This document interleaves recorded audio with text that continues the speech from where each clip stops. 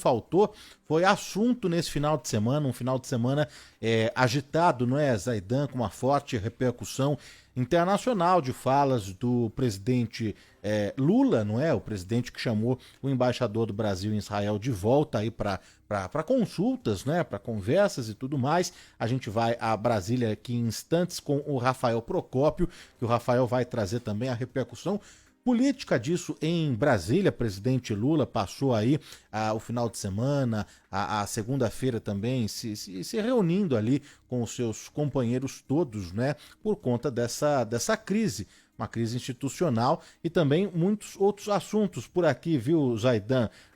O ex-presidente Bolsonaro, intimado aí pela PF a depor sobre a tentativa de golpe, a morte, não é, de Abílio Diniz.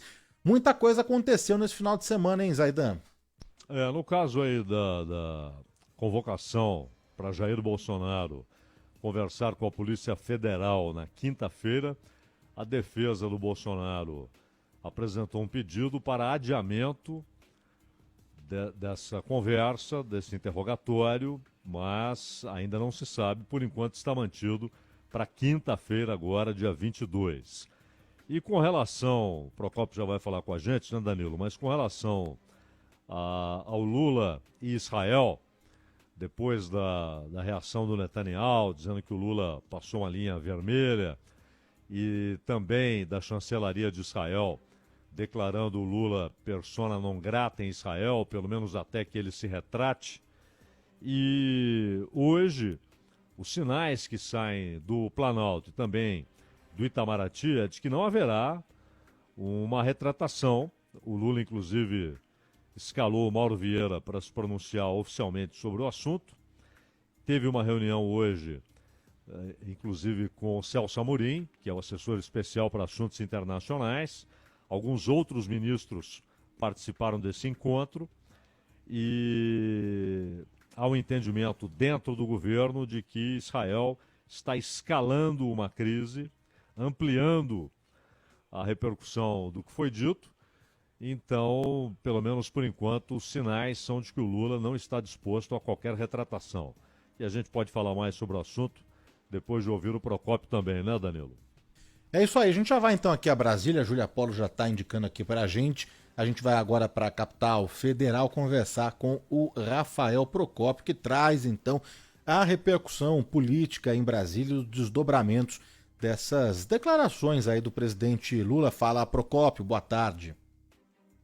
Zaidan, Danilo, boa tarde, boa segunda e boa semana a vocês e a todos que estão nos acompanhando neste momento. Bom, aqui em Brasília seguem as repercussões por conta dessa fala feita aí no domingo do presidente Lula lá na Etiópia, depois da cúpula da União Africana, em que ele comparou aí as incursões, os atos do governo de Israel na faixa de Gaza como um novo holocausto. E nem é preciso a gente explicar que esse é um tema muito sensível para o Estado de Israel, que tem tudo a ver com essa catástrofe que aconteceu na humanidade na metade do século passado, quase na metade do século passado, e também principalmente com o povo judeu. Essa situação repercutiu muito mal, mas principalmente no Estado de Israel e também aqui na oposição no Brasil. No caso do Estado de Israel, o presidente Benjamin Netanyahu disse que o presidente Lula deveria sentir vergonha dessa fala, de ter feito essa comparação, e que ele envergonha a nação brasileira com essa frase. Situação semelhante fez uma espécie de ministro das Relações Exteriores de Israel, de Assuntos Internacionais, na verdade, Israel Katz. Ele levou o embaixador do Brasil lá em Israel, no Museu do Holocausto, e disse que o presidente Lula era persona non grata enquanto não pedir desculpa por essa situação. No entanto, o que a gente também tem entre os bastidores aqui da política brasileira, na política internacional, é que pelo menos extraoficialmente essa fala aí do presidente Lula ela foi endossada por alguns países. Isso nada oficial, isso tudo em off, como a gente costuma dizer no jornalismo, mas que essa fala ela não teria sido em vão, teria sim tido apoio de muitas nações. Dentro aqui do governo brasileiro, a oposição, claro, repercutiu bem negativamente essa fala do presidente Lula. Inclusive, parte da oposição já está protocolando mais um pedido de impeachment contra o presidente da República. A gente lembra que só no primeiro semestre do ano passado, 13 pedidos de impeachment foram protocolados e, como a gente sabe, nenhum deles seguiu à frente. Mas é mais um pouquinho desse ponto de desgaste que vai acontecer agora nesse, de fato, retorno dos trabalhos logo após o carnaval. A gente segue aqui de olho nessas repercussões e também, antes da gente finalizar, colega nosso da TV Band, Caian Messina, apurou com pessoas próximas aí ao presidente da República e também Celso Amorim, que faz quase como um trabalho de ministro das Relações Exteriores honorário. Eles conversaram durante esta manhã, lembrando que o presidente Lula pelo menos não tem agendas nesta segunda-feira, eles conversaram na manhã desta segunda sobre essa questão. E como o ministro de Israel pediu que o presidente Lula se desculpasse por essas frases, enquanto ele não fizesse isso, ele seria persona não grata no país do Oriente Médio, pelo menos a avaliação, a apuração que a gente tem de agora é que o presidente Lula não vai fazer um pedido de desculpas formal sobre essa questão, mas é que ele deve abaixar o tom, deve maneirar um pouco nessas críticas na guerra entre Israel e Hamas lá na faixa de Gaza. Mesmo assim, mesmo que possivelmente essa opinião do presidente da República possa encontrar apoio em alguns lugares, vai trazer bastante desgaste político aqui no Brasil, pelo menos por esses próximos tempos. E a gente lembra que amanhã o presidente Lula vai receber o secretário de Estado norte-americano Antony Blinken aqui em Brasília. E com certeza esse deve ser um dos temas. Os Estados Unidos, que é um dos principais apoiadores do governo de Israel, mas isso deve entrar em pauta com certeza. E é claro, a gente vai seguir de olho aqui em Brasília nessas e em outras repercussões dessa treta, por assim se dizer, política que aconteceu ontem lá na Etiópia. Valeu, obrigado. Rafael Procópio, direto de Brasília, capital federal. Zé. Bom, Danilo, o interessante nessa história é, primeiro, o festival de declarações de todos os lados que não tem nenhuma relação com a realidade, com a história, com as condições históricas e geopolíticas da região. Bobagens ditas apenas por interesse político ou viés político. E é claro que o Lula, ao mencionar Hitler e sem citar, mas falar do Holocausto, que matou cerca de 6 milhões de judeus, além de ciganos, negros, comunistas, foram vários os dizimados pelo mais canalha dos regimes dos tempos modernos, que é o nazismo. O nazismo é uma espécie de tipificação da grande tribulação, né, que virá sobre o mundo. O nazismo, ele não tinha a morte como instrumento, ele tinha a morte como pilar, como conceito, um dos conceitos fundamentais do regime. O nazismo não matou judeus por circunstâncias políticas. A ideia era eliminá-los. Eliminar um povo inteiro. Inclusive não só dentro da Alemanha, e contra cidadãos da Alemanha, que eram judeus. Mas isso se estendeu, claro, pela Áustria, pela Polônia.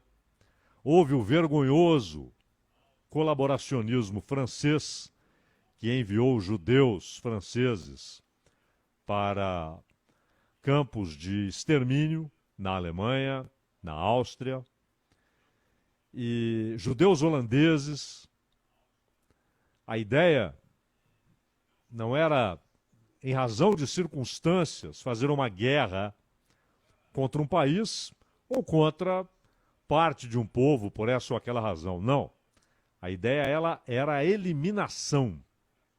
Se em relação a outros povos, Hitler colocava duas opções, canalhas como ele, ou seja, ou vocês morrem, ou vocês aceitam a escravidão, vocês se sujeitam ao Reich, como escravos do Reich.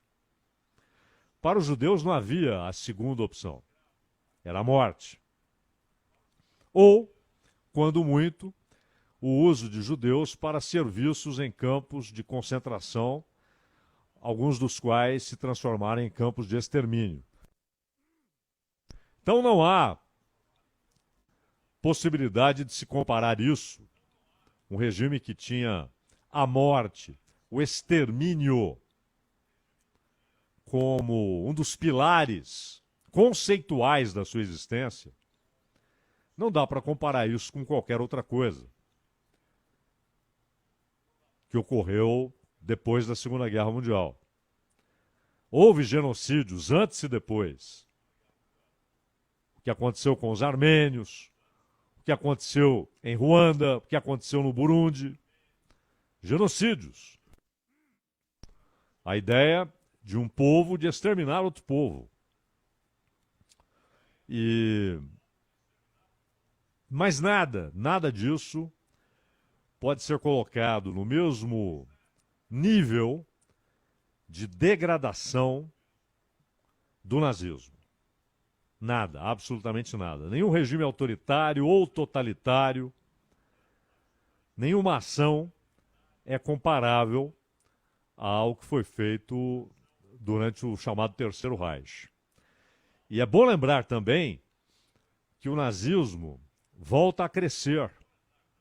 Este fim de semana, na Alemanha, houve manifestações e ações contra grupos políticos que são nazistas. Não há necessidade de usar a expressão neonazistas. São nazistas. Inclusive, de 38 mil aproximadamente, são números arredondados, né?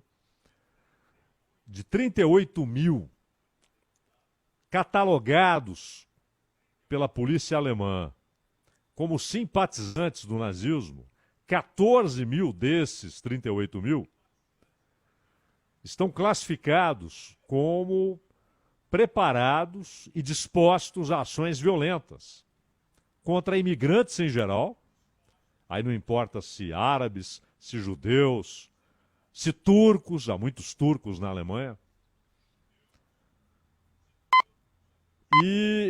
e particularmente, sim, o ódio aos judeus. Não é? Então não há dúvida que o nazismo continua sendo um perigo constante e crescente. E o mais grave é que países que se autodeclaram democratas e defensores das liberdades, dos povos, da soberania dos povos, do respeito à existência dos povos e dos indivíduos, estão armando grupos nazistas, como é o caso do Azov, armado até aos dentes pelos Estados Unidos, pela Alemanha e pelo Reino Unido. Então, não há dúvida que o nazismo é um fenômeno que continua sendo uma preocupação central e crescente nos Estados Unidos e na Europa. Há cada vez mais movimentos embriagados pela nefasta ideologia nazista, pela assassina, covarde, canalha ideologia nazista. Então não dá para ficar comparando, isso é um erro, essa comparação é um erro.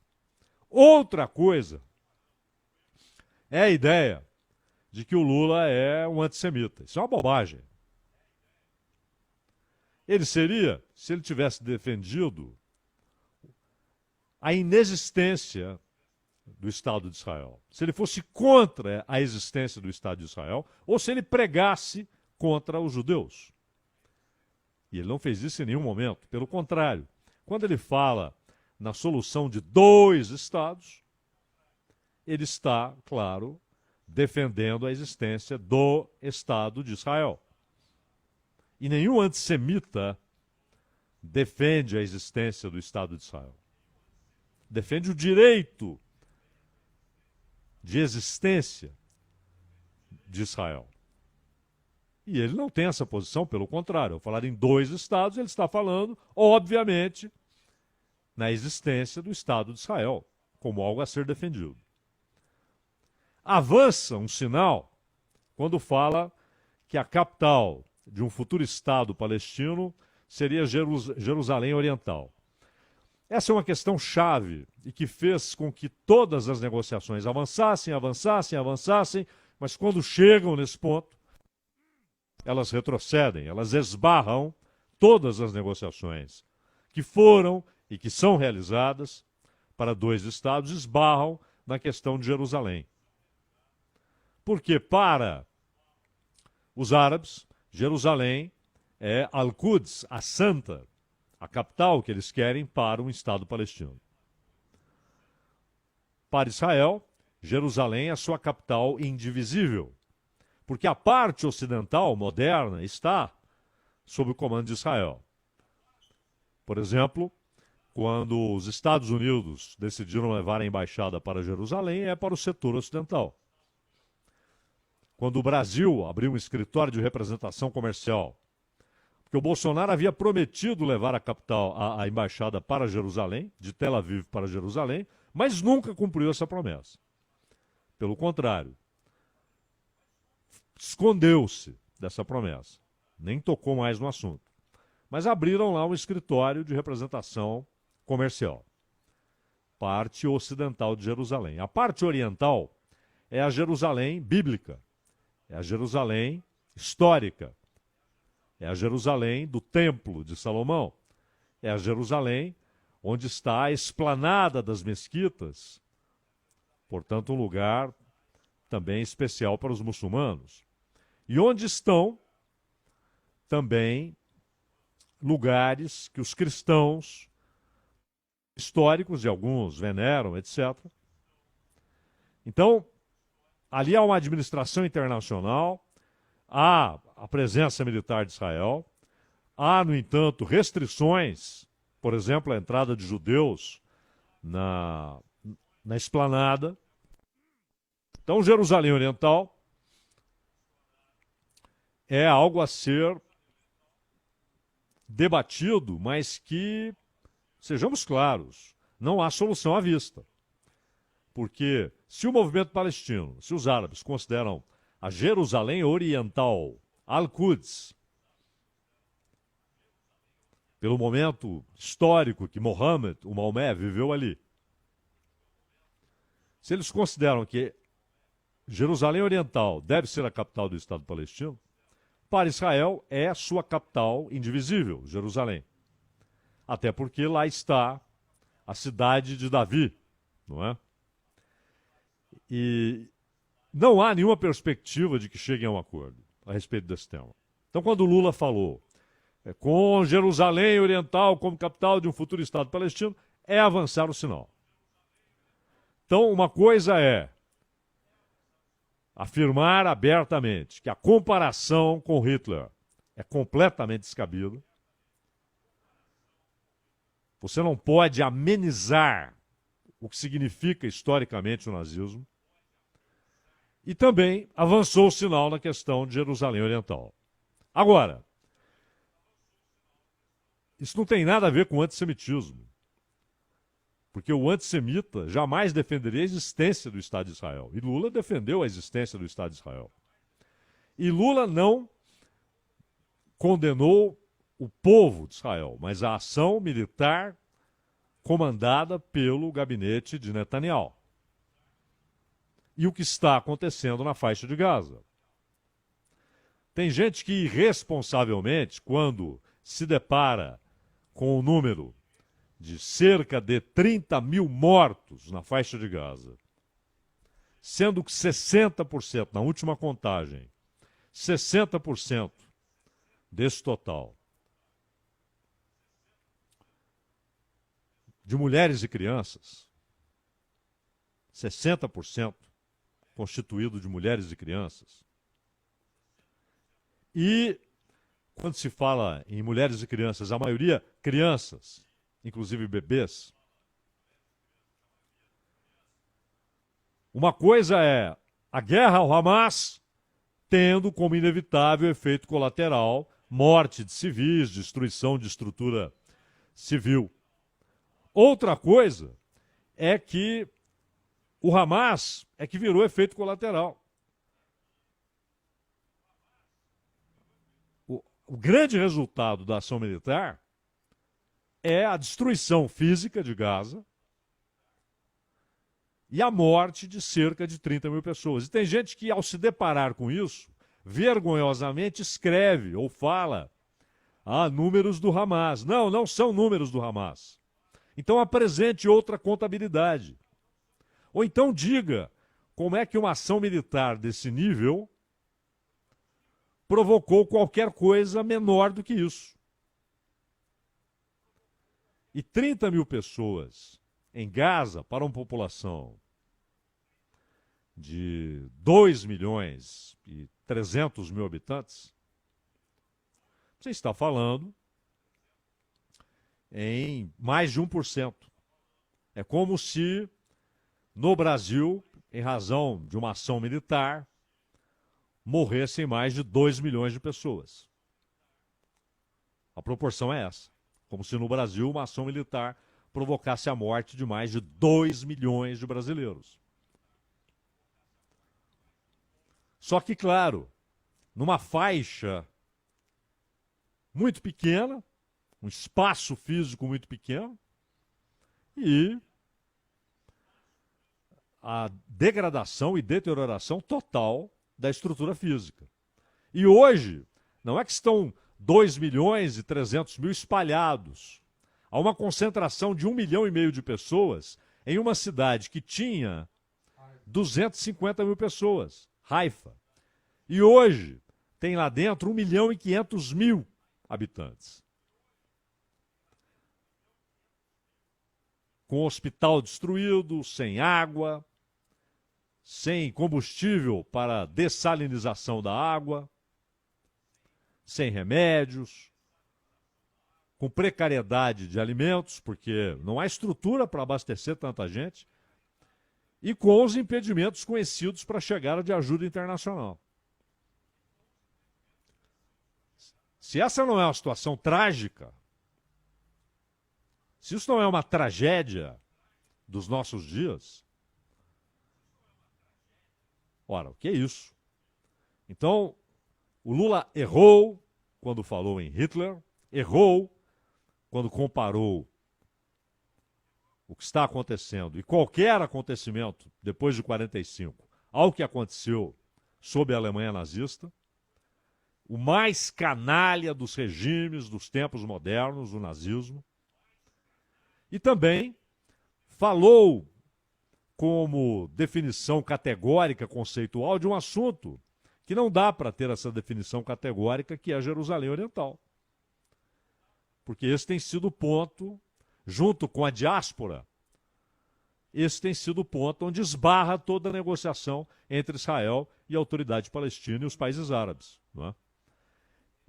A complexidade do assunto não permite essas considerações pueris, inclusive dentro do Congresso Nacional. Agora, o trem descarrilou, não é, do ponto de vista diplomático, mas seria interessante que, com racionalidade, não houvesse oportunismo político. Então dizer, antissemita, tal, isso é uma bobagem. Isso é banalizar o antissemitismo, que é um fenômeno grave e crescente. E que tornou-se crônico na Europa desde o século XIX. Crônico, já havia antes, é óbvio. Mas aí tornou-se crônico. E teve seu ponto culminante no nazismo. E esse fenômeno é crescente, volta a preocupar. E agora não só na Europa, mas também nos Estados Unidos e em partes da América do Sul. Hein? Você não pode banalizar um problema como esse, um crime como esse, que é o antissemitismo, para sair dizendo que a fala foi antissemita. Não é isso, não foi antissemita. Agora, a comparação que ele fez não tem pé nem cabeça, Danilo.